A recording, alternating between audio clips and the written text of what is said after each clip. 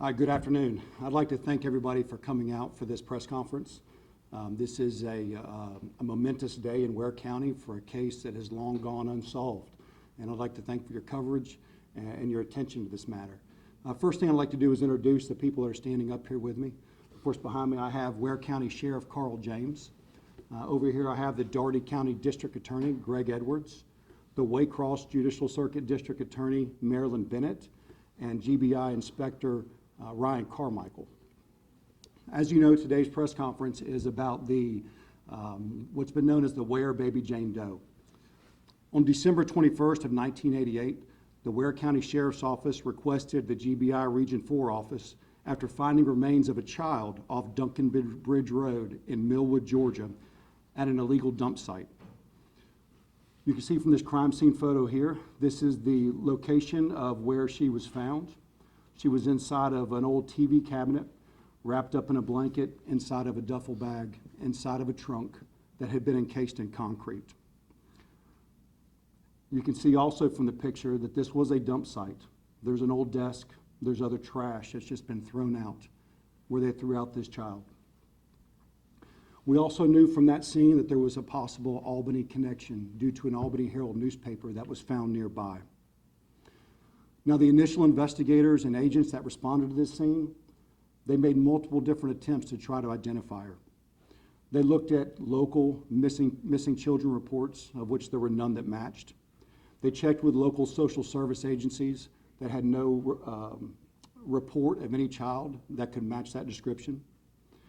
They looked at local, state, and national law enforcement message boards to provide information to try to get a response on a possible missing child that fit this description. They also utilized local, state, and national media releases to try to spread the story in an attempt to get a tip of who this missing child may be. They made comparisons to known missing children throughout the United States. These were in areas like Michigan, Pennsylvania, South Carolina, and many other states. This investigation continued on for years. There were multiple agents, multiple Ware County Sheriff's Office investigators that put their hearts and soul into this case. It wasn't until 2019 that a Region 4 agent began looking at DNA genome sequencing as a possibility for helping us identify this baby Jane Doe. In 2022, using information that had been obtained from genealogy research based on DNA results, we were able to confirm a family connection in Albany, Georgia.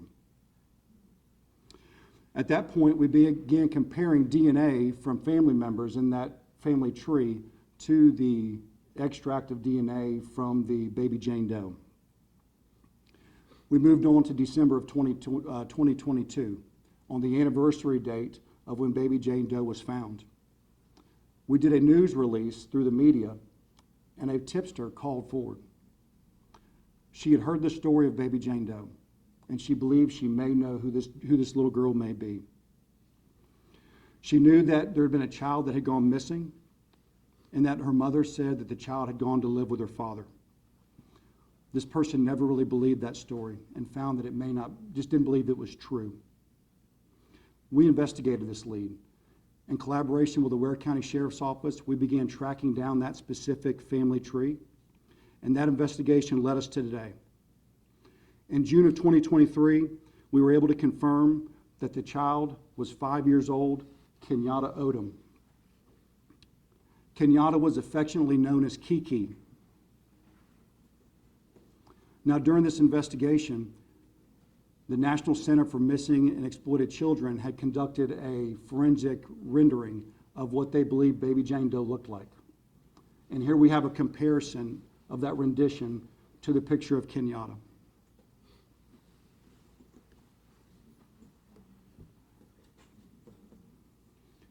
The investigation didn't stop there. Since this summer, we have continued to conduct interviews and other investigative acts to try to determine what caused the death of Kenyatta Odom. Based on that investigation, on November 1st, we were able to secure a true bill on a grand jury indictment for Kenyatta's mother, Evelyn Odom, also known as Zemeka Luciano, and Evelyn's live-in boyfriend at the time, Ulysses Sanders Sr. Both Evelyn and Ulister were charged with 5 counts, 1 of felony murder, 1 of cruelty to children in the first degree, 1 of aggravated battery family violence, 1 count of concealing the death of another person, and 1 count of conspiracy to conceal the death of another person. Both Evelyn and Ulister were arrested without incident on Thursday, November 9th, 2023. Finally, after almost 35 years, not only were we able to identify her remains of who Baby Jane Doe was, but we were also able to make the arrest of those that we believe were responsible. This work was not done alone. While the GBI was requested to work the case, and the Ware County Sheriff's Office was always by our side, assisting in any way possible, we also had other partners. The Waycross DA's office consistently provided us advice and feedback on investigative processes so that we could be sure that we had the strongest case possible. When it was determined that Kenyatta's death occurred in Dougherty County in the Albany area, we began to confer with the Dougherty County DA's office, who continued to provide excellent advice and pushed us to continue on with investigative leads to try to secure the case. The GBI Department of Forensic Science was always there to help us understand the ever-emerging DNA technology that was coming forward, how we could use it in this case. The GBI Medical Examiner's Office proved vital as we ended the days of the investigation prior to the arrest in helping us ensure that we had what we believed were the right people. The National Center for Missing and Exploited Children, also known as NCMEC, they have been involved with this from the beginning. In 2009, they met with us and helped us post investigative findings and attempt to find new information. They also did this work of the rendering of what they believed Baby Jane Doe looked like. The National Missing and Unidentified Persons System, also known as NAMUS, was another partner that helped us to get the word out about Kenyatta. The University of North Texas was instrumental in helping us extract DNA and make comparisons while we were conducting the investigation. Gene by Gene, Othram, Innovative Forensic Investigations are also 3 organizations that were essential in determining the match between Kenyatta and Baby Jane Doe. I'd also like to thank an anonymous donor that provided a $5,000 reward in December of 2022 that helped us get information that we needed to secure this case. I'd also like to thank the Cook County Sheriff's Office and the Lenox Police Department. They were vital in helping us locate Evelyn at the time of her arrest. Right now, I'd like to turn the mic over to Sheriff Carl James. Thank you. Just a couple of comments. I'm Ware County Sheriff Carl James. First, I would like to say thank you to the person that came forward with the tip, the information that led to the solving of this case, and to the Ware County citizen that came forward with the $5,000 reward. This case has always been of special interest to me because I was one of the responding detectives back on December the 21st, 1988. A little after 12 p.m. that day, I, along with Detective Peggy Gwynn, received a radio call to respond to Duncan Bridge Road in the Millwood community about a death investigation. Upon my arrival, I was really not prepared for what we were about to find. That is, the body of a little girl who we now know as Kenyatta Odom had been discovered in a wooded area a short distance from the roadway. From that time forward, hundreds of leads and tips have been investigated and followed up by the Sheriff's Office and the GBI.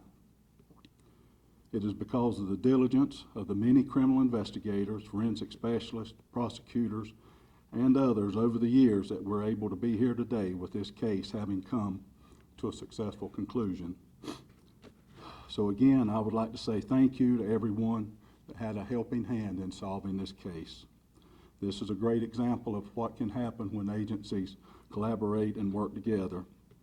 And in conclusion, I would like to remind everyone that where unsolved cold cases are concerned, investigators are always working on these cases. Even though the public may not see any progress for months or even years, they are still being investigated and worked on. Thank you. So at this time, I would like to introduce Greg Edwards, the Doherty District Attorney. Good morning, or good afternoon. I'd rather just say a few other things in relation to the cooperation of these agencies that you've been introduced to. Well, to begin with, this case was a traumatic event for this community, Ware County. But I have viewed all of our efforts as a whole community for the state of Georgia.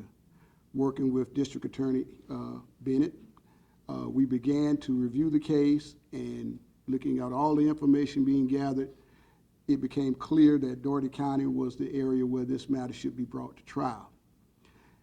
To begin with, every community must do everything it can to protect its children, its disabled, and its senior citizens.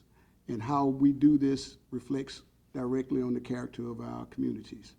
And it reflects on the character of our state, that our agencies have worked diligently to bring this matter to the point where we can seek final justice for Kenyatta. And that's what we intend to do. We intend to bring this matter forward. The indictment has been returned by the grand jury of Doherty County, and the matter will proceed to trial. As the prosecuting officer in this matter, I cannot comment as much as I would like to regarding the evidence, but the thing is that we believe that there is evidence beyond a reasonable doubt that will lead to justice being found for Kenyatta. And again, I want to thank the relentless efforts of the Georgia Bureau of Investigation, the efforts of the Ware County Sheriff's Department, the efforts of the District Attorney for this judicial circuit, D.A. Bennett. All of these efforts have coalesced into this point where we can finally find justice for Kenyatta. Agent Seekers. I'd like to reiterate what you just heard Sheriff James and DA Edwards say. This cold case is a collaborative effort. We have worked, as I've mentioned earlier, multiple organizations, but specifically within law enforcement, the amount of collaborative effort between the GBI and the Ware County Sheriff's Office is what brought us to this conclusion. We have worked with them every day, working on finding the answers here. But I think the bigger picture is not just even on this case, but also on all cold cases. The work that is done on cold cases is typically behind the scenes. There can be a thought that maybe these cases are forgotten about, that maybe they've just been pushed to the back burner, but that is absolutely not the case. Every quarter, the GBI reviews their cases that each agent carries, both current and cold cases. Every quarter, we review what investigative acts need to be done for the next quarter. These cases are not forgotten.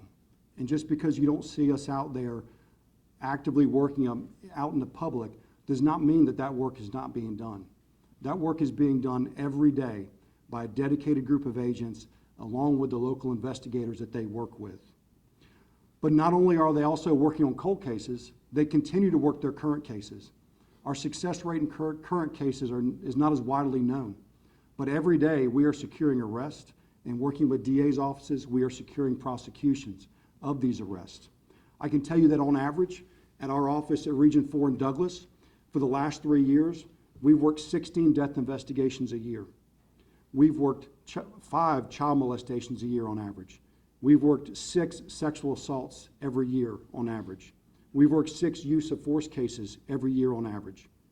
We are working upwards of 50, 60, and 70 violent criminal cases every year, all while working on cold cases, trying to get these to a conclusion. And we do that over a large geographic area. And our office sits 11 counties. That is a significant amount of work that is being done every day. Right now, what I'd like to do is recognize the agents and the investigators that have put their heart and soul into this case. I'd like the agents from Region 4 to come up front, as well as Major Neil Scarrett and Investigator Misty Thrift.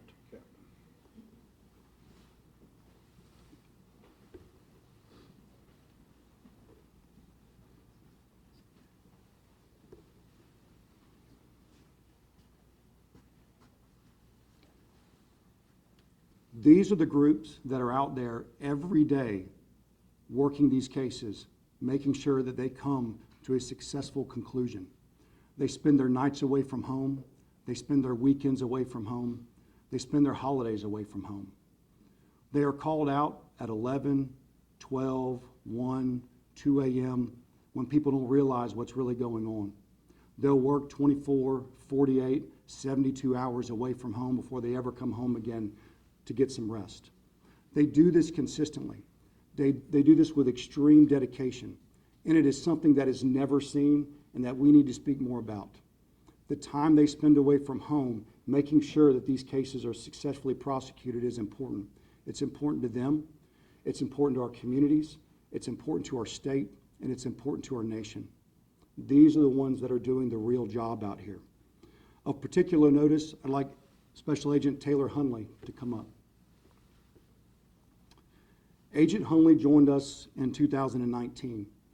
She was a Waycross native. She grew up hearing about this case and was always specifically interested in it. When she got to our office, she requested to be able to have this case assigned to her as a cold case. I have never seen anyone work so hard to be sure to try to find an answer for a cold case as what I've seen Agent Hunley. Her work is commendable, and most of the time it's unseen. But it's been her dedication, along with the support of these other agents and these other investigators, that got us to where we are today, and that will continue us forward through a successful prosecution. Thank you, Taylor. Now, does anybody have any questions? Maybe Jeffrey's first question is, any idea on motive of why she was killed? I think at this time, any direct comments about the investigation I need to steer clear of for right now and let that come out in the prosecution. Agency for naturally filing these for Jackson. Do we know where Kenyatta's actual father is? Any information about him? We are actively trying to locate her father. The identity of her father has been a little bit of a secret over the years, but we are continuing to use our investigative tools to try to identify him. The two individuals who were arrested, do they have any other children? They do. Okay, hi, that's Shanti Isaac, WLB.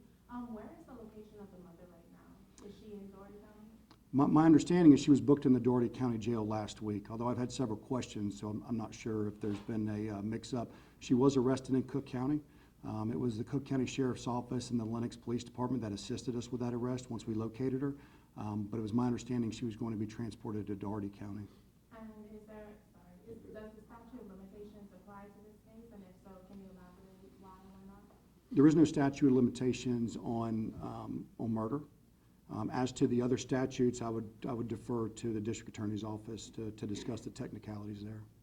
Nick Gibson here from Action News Jacks. My first question is, kind of why did it take so long for you guys to get here now today? If you can maybe elaborate on that. Very good question.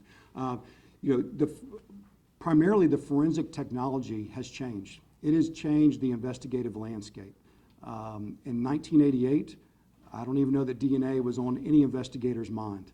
The genealogy work that is being done was nowhere near the capacity that it is today. Note that at the time, multiple media releases were made. I would say even in the first 12 months or 6 months of baby Jane Doe being found, and a response was just never gotten. Every lead that was followed ended up not matching our remains. As to why that takes so long, you have to look at the investigative process and the forensics that have developed. As I said, in 2019 was when we started looking at DNA genome sequencing.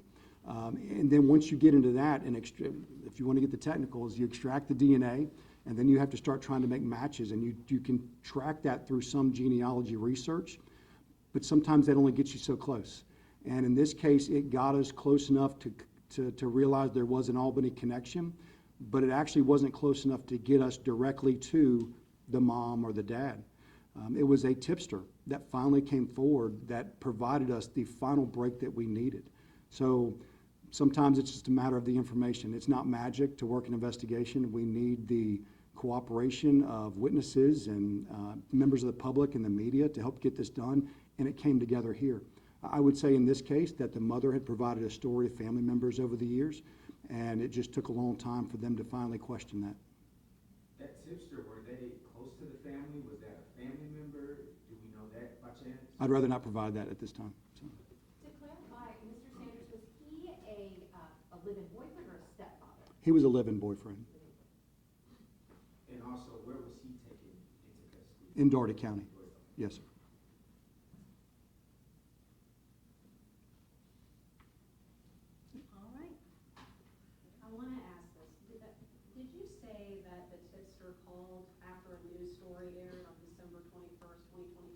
That's correct. We received the tip in January of 2023. Is that the story you and I did together?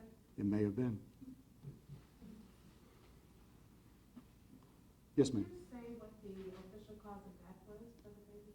So the medical examiner at the time ruled the manner of death homicide with an undetermined cause of death. That will not change, although the medical examiner's office has been reviewing the records based on new information that we've obtained during the investigation. The indictment that was released mentioned hot water and burns. Can you elaborate on that? I'm not going to elaborate on anything in the indictment based off just what I've said here today. All right. Thank you again. We do appreciate you coming to the press conference. More importantly, getting the word out that baby Jane Doe is no longer unnamed, is no longer unknown. The baby that was thrown out into a trash pile has been identified, and we're working to bring justice to her. Kenyatta Odom, that's the name we want out there. Kiki. Thank you. Is it possible to get shots for these two individuals? How does that work, sir? You'd have to go through the jail. We don't have the mug shots. And I want to follow up, guys. I have a news release that I'm going to hand you, and then any follow-up questions, you can just email public affairs. All right, thank you.